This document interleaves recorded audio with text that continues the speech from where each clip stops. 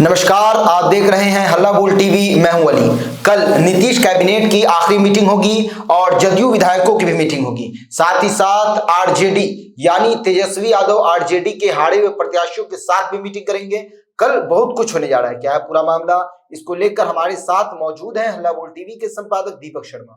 देखिए, कल नीतीश कुमार कैबिनेट की आखिरी मीटिंग है जी। जेडीयू विधायक दल की भी कल बैठक होगी जी। और तेजस्वी यादव हार की समीक्षा करने के लिए पोलो रोड स्थित अपने आवास पर हारे हुए आरजेडी के प्रत्याशियों के साथ समीक्षा बैठक करेंगे। जी। हार की समीक्षा करेंगे।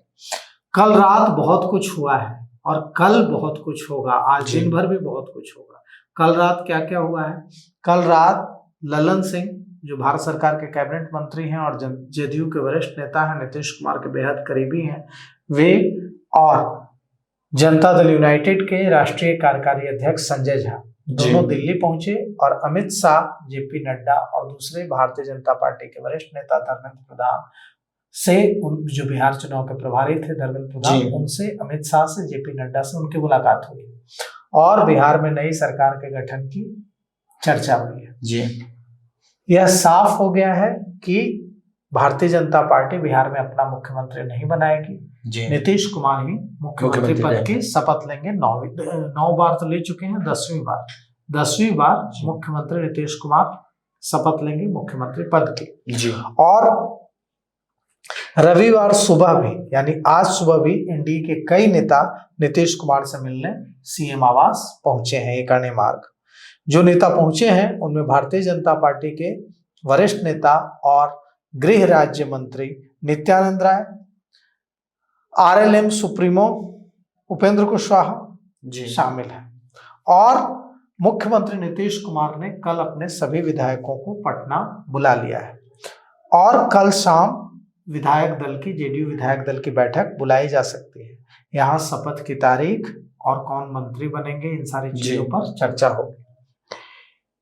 17 नवंबर को जो नीतीश कुमार सरकार है, 17 नवंबर को नीतीश कुमार सरकार की आखिरी कैबिनेट मीटिंग होगी और इसमें विधानसभा को भंग करने की मुख्यमंत्री नीतीश कुमार राज्यपाल से सिफारिश करेंगे। जी। उसके बाद मुख्यमंत्री नीतीश कुमार राज्यपाल से मिलने जाएंगे और अपना इस्तीफा सौंप देंगे। 18 से 20 नवंबर के बीच नई सरकार शपथ ले सकती है। शपथ ग्रहण जो समारोह होगा मुख्यमंत्री नीतीश कुमार का, वो 18, 19 या 20, इन 3 दिनों में से किसी एक दिन होगा। या तो 18 को होगा या 19 को होगा या 20 को होगा। शपथ ग्रहण में पीएम नरेंद्र मोदी भी आएंगे और कई एनडीए के दूसरे नेता भी आएंगे। एनडीए के दूसरे जो घटक दल हैं उनके नेता भी आएंगे।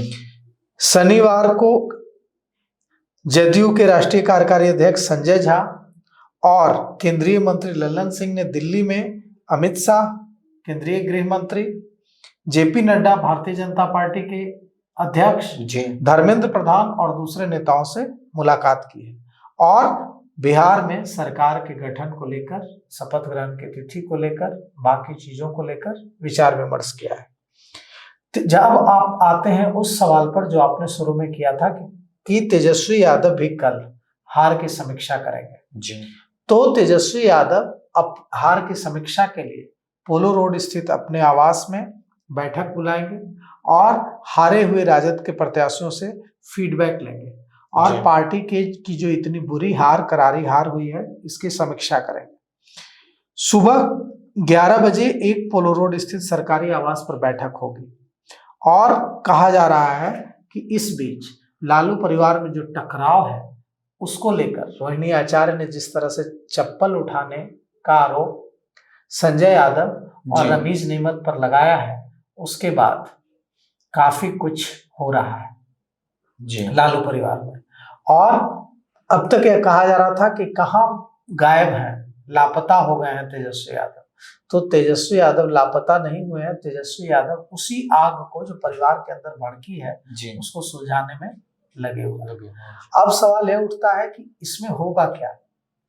बिल्कुल। तो जो खबर आ रही है उसके मुताबिक तेजस्वी यादव अब भी संजय यादव पर उतना ही भरोसा करते हैं जितना इस हार से पहले करते थे। उनके भरोसे में कोई कमी नहीं आई है।